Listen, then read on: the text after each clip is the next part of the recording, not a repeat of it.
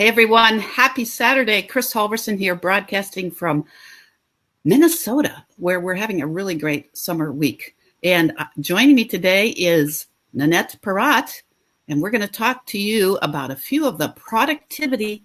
Hi, Nanette. Hi, Christine. Can you hear me okay? I can hear you okay. Can you hear me? I can hear you just great. Thanks. Excellent. Broadcast audience out there, we'd like you to comment and say hi and give us a thumbs up if you can, if you're still with us. We want to talk to you today about some productivity tips and tricks that we've learned as solopreneurs. You know, we're one-person shops, and we have to do everything. And because I'm a geek, and I think Nanette is a little bit too, and we are usually talking about social media and video tips and stuff like that, but today we want to talk about productivity and organizing tips that we've learned running our businesses. And we want to tell you also about a workshop that's coming up on that same topic called Prioritize and Organize. And we're going to put that on in Peterborough at a place called the Maxed Makerspace. That's Maxed, M-A-X-T, Makerspace. And it's on the north end of town near the EMS store. Most of you who live in the area know the EMS store. It's right in that neighborhood. So we're doing that on June 27th at 6 p.m. June 27th, right? 6 p.m. just for an hour. Just for an hour. And we're going to put the link to that workshop in the comments below. And hopefully it'll scroll across your screen here and you'll hear from me on email and on social media posts between now and then. But it's June 27th. So Nanette, first off, what tips do you have as a solopreneur, a creative solopreneur?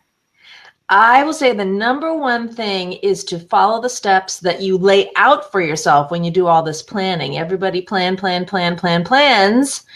but very few people stick to their plans and follow the steps that go behind your plan. So my process is that I have my monthly goals written in a notebook. And every Sunday when I sit down and to set up my upcoming week, I make sure that I check that monthly goal notes, just to make sure that when I plan my week, I'm still working towards those monthly goals on my Sunday. And one of the things I found too that helps me kind of follow these steps and just stay focused on the different things that I need to organize and prioritize is that I've made this Sunday setup a habit. It's like a Sunday habit. Get You've named it. Sunday setup. Yeah. So Sunday habit of setting things up and just rechecking with my monthly goal when I do that weekly planning. And then another habit that I've established, micro prioritizing that Sunday setup, is to check every morning what it is I'm supposed to be doing. So I get up, have a cup of coffee, and I have my daily planner open. So I open it the night before. So when I get up, I just go and look at it and just see what it is exactly, check in with what I have to do each morning. And then from there, I just go through my day and check things off of my list. But Christine, let me tell you what happens. Do you want to hear what happens? What happens? The reality, drum roll, please. Don't knock your computer over. The reality is by the time we get to Thursday, you realize that your beautiful plan that you've laid out, that you've set up, and that you've organized, you're behind. You're behind. At least for me, I'm always behind because I overthink I can do so much more than what I actually can do. So what happens is I just get to Thursday and I'm just overwhelmed. So that's when I pull out my handy dandy whiteboard, and being creative, I love to get out the colored pens, and I use the whiteboard to prioritize what it is I'm going to do on Friday. And if I need to carry something over into Saturday or Sunday, then being the entrepreneurs, we have to do that. But I'll use the whiteboard just to take that and really super micro prioritize things. And you had a good question for me, Christine. You said, well, that's great if you're sitting at home and you've got your nice big whiteboard, but what if you work on the road? What if you have to work on the road? And what I do is I get my camera and I'll take a picture of the whiteboard and I bring with me, and I know that there's things that I can do on the road, but I have the picture of what I wrote on my whiteboard, so I can just follow the steps and make sure I stick to my organizing and stick to my prioritizing. So by the time I get to the following Sunday, I'm ready to go. Brilliant. Yeah. What about you, Christine? What are some things that you use? Well, just on the matter of prioritizing, micro prioritizing, here's my method. Yeah. There you go. Sticky notes, but thousands of dollars of technology, and it's all about the sticky notes for me. But I use sort of that same method.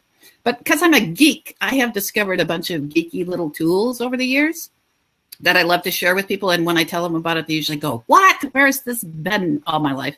One of those is a website that I use called Doodle, DOODLE.com. Doodle, and it helps me plan meetings with other people. So do you ever get in one of those modes where if you've got 3 or more people trying to do a meeting together, that you have 8,352 emails back and forth where people say, "I can't do Tuesday, it's the bridal shower, and I can do it for 1 minute after lunch," or whatever. This Doodle website helps you, the meeting organizer, set up a poll, a little survey where you drop in the times where you'd like to have the meeting, and it's really in a calendar format. And then you send out the poll as a link, and the people involved can just go to the link and fill in, "I can do this one, but not that one." And ultimately, you've got a poll that picks, the one that the majority can attend. And it really saves a lot of headache and a lot of dinging around with the emails, which I really, really hate. People seem to love this tool, and it's very user-friendly. Even non-tech people that I work with can follow it and make it work for them. So doodle.com, that's my teeny tech tip for the moment. What about you?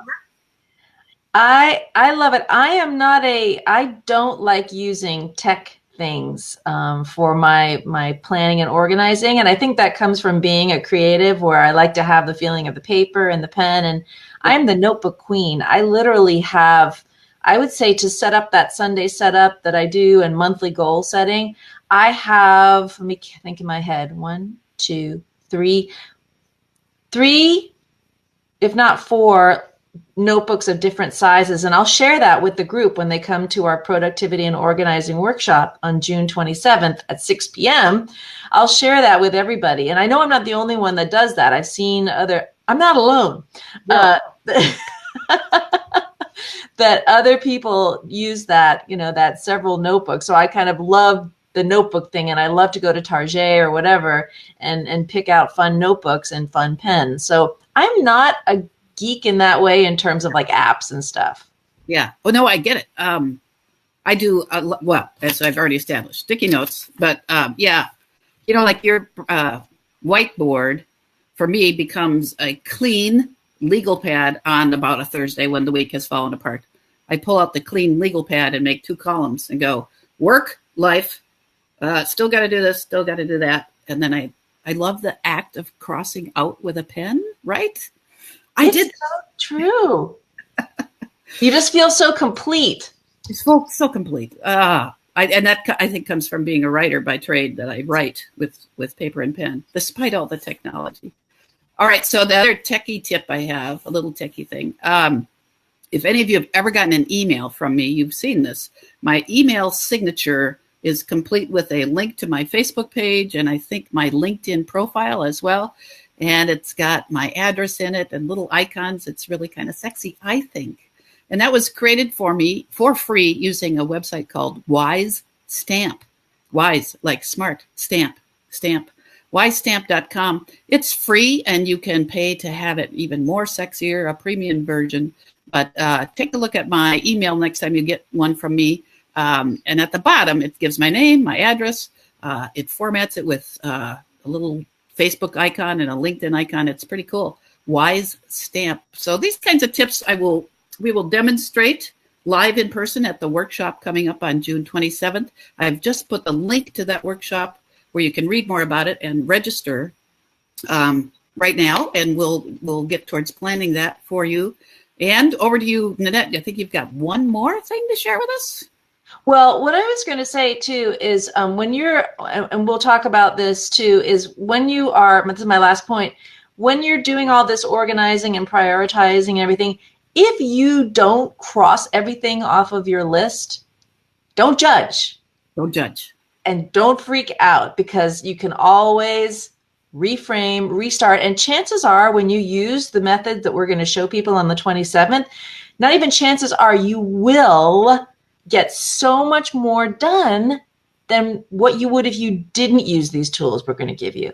So even if you don't cross everything off, still give yourself a little love, and celebrate the fact that you actually definitely did more than what you would have done without organizing and prioritizing.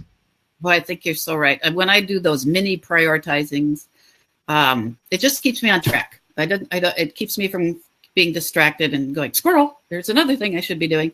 I say, no, if it's not on the list, I can't do it. And I do love that crossing out thing. So happy Saturday, everybody. Thank you for joining us this morning. We apologize for the technical difficulties an hour ago, but I think this is going to work. We hope you'll join us on June 27th at the Maxed Makerspace in Peterborough, June 27th at 6 p.m.